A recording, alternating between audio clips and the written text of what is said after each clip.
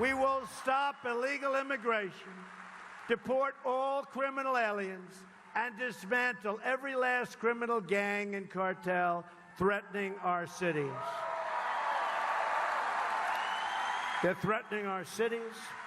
They're threatening our citizens. They're not going to be here very long, folks. They're going to be out of here.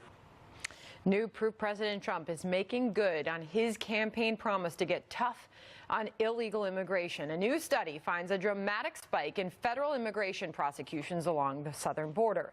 The rise directly linked to the Trump administration's zero-tolerance immigration policy. Fox's William Lajeunesse has the story.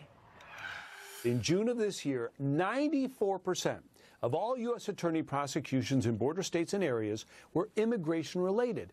That means in offices with 150 attorneys responsible for assault, gun running, white-collar crime, cybercrime, fraud, environmental crime, drug trafficking, 16 out of 17 cases dealt solely with immigration.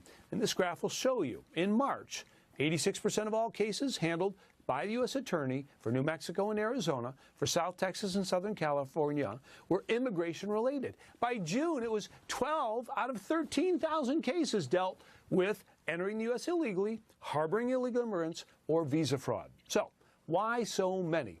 Well, according to the Syracuse University study, it's the administration's zero-tolerance policy. So, what does it mean? Well, critics say this is a big deal. Because the president is so obsessed with immigration, they claim more serious crimes go unpunished. But a former U.S. attorney for California says that's not true. Just because you concentrate on one crime doesn't mean you ignore others. You could have a situation where one or two assistant U.S. attorneys are handling, 10, 15, 20 cases at a time, all of which plead guilty within a day or so. So this will in no way inundate the U.S. attorneys' offices and prevent them from doing other kinds of federal work.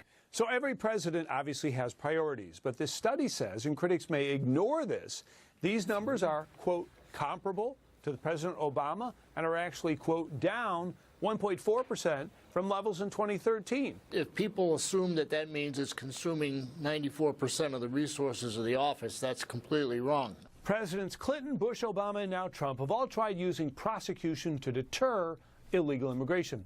While zero tolerance is discouraging some adult men, a new report suggests prosecution does not stop families from trying to enter the U.S. Sandra? William Lajeunesse, thank you. Joining me now, Anthony Scaramucci, former White House Communications Director and founder of Skybridge Capital. Anthony, good evening to you.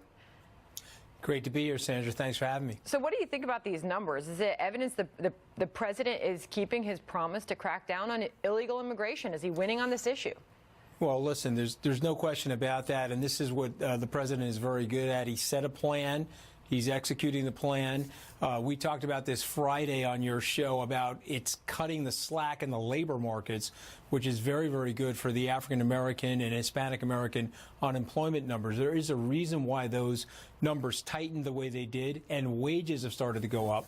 One thing that we should share with people is that wages in the United States over the last 35 years have actually flatlined, but during this administration, they're up about 2.5%, 3%.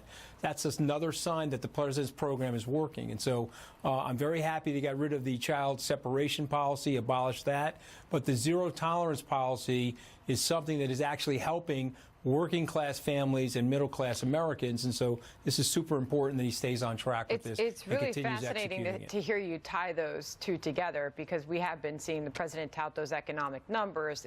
We've seen growth, wages have been slow to come up, but those unemployment numbers have certainly come down, and you're referencing specific demographics that are benefiting from this crackdown on illegal immigration at the border.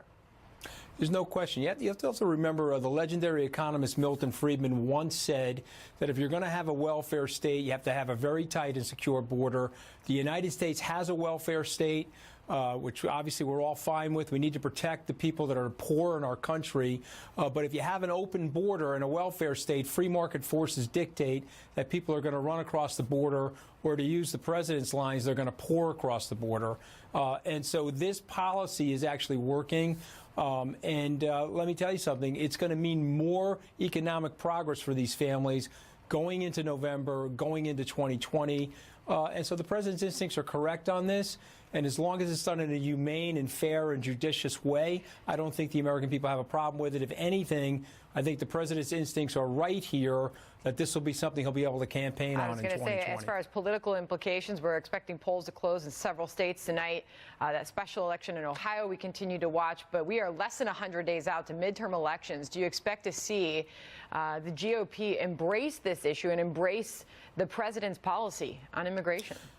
Well, it's a good question. I don't know about the GOP, but I can speak about the president. I mean, he gave a masterful performance on Saturday night. He's anchored to this position, and he'll be speaking about the position. I think the people that have tied themselves to the president, those seem to be winning these elections. And so I'm here in Cleveland tonight. I know the race is close, but it looks like Balderson will probably eke it out. People have asked me here, does that mean a good news or bad news for the midterms? And I would say it doesn't mean either, because we're 90 days out, Sandra, and 90 days out is like 3 lifetimes, or let's face it, it could be 33, 34 mooches if you're measuring them on 11-day units. So, you know, for me, it's too long to really make the prediction. But I do think that the president's got the mojo in his favor. If we can get the content right and the style and the campaign strategy right, he should do very well in the midterm elections. Well, polls closing a few minutes from now. We'll be covering all of that. Meanwhile, I got to ask you about the Paul Manafort trial. Week 2, day 2 of this week. Rick Gates, his former business partner, flipping on his former boss. They committed bank and tax fraud together. He has laid this out before the judge. He's now talking about this secret life. He's been forced into this situation before the judge. An affair, a flat in London. It got pretty personal in that courtroom today. Hey, listen, it's a rough case. It's very hard to see. I had the opportunity to work with both of those people during the campaign. I got along with both of those people.